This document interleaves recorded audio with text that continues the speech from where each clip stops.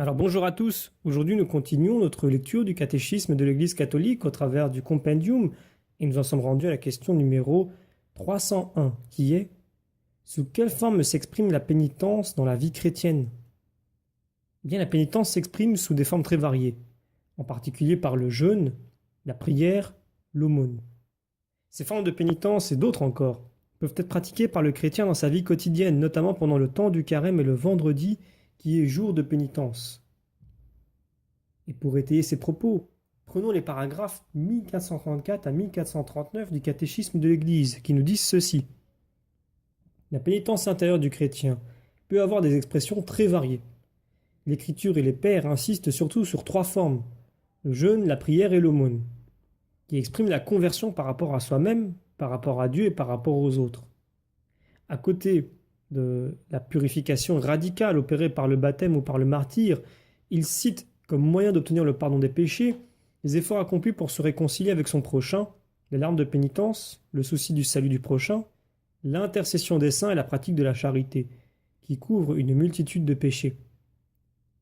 La conversion se réalise dans la vie quotidienne par des gestes de réconciliation, par le souci des pauvres, l'exercice et la défense de la justice et du droit, par l'aveu des fautes aux frères, la correction fraternelle, la révision de vie, l'examen de conscience, la direction spirituelle, l'acceptation des souffrances, l'endurance de la persécution à cause de la justice.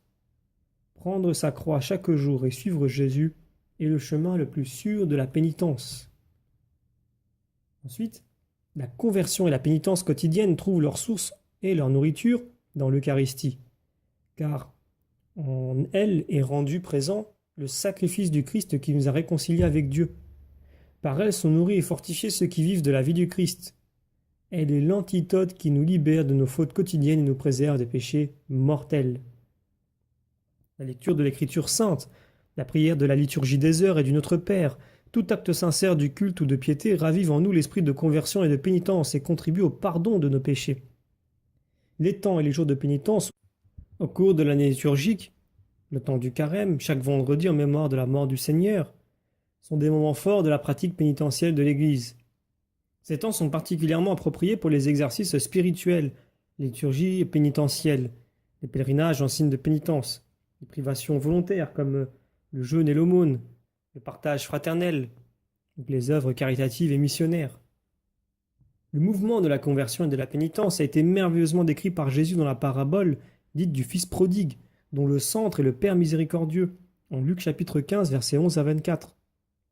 La fascination d'une liberté illusoire, l'abandon de la maison paternelle, la misère extrême dans laquelle le fils se trouve après avoir dilapidé sa fortune, l'humiliation profonde de se voir obligé de paître des porcs, et pire encore, celle de désirer se nourrir des caroubes que mangeaient les cochons, la réflexion sur les biens perdus, le repentir et la décision de se déclarer coupable devant son père, le chemin du retour, l'accueil généreux par le Père, la joie du Père.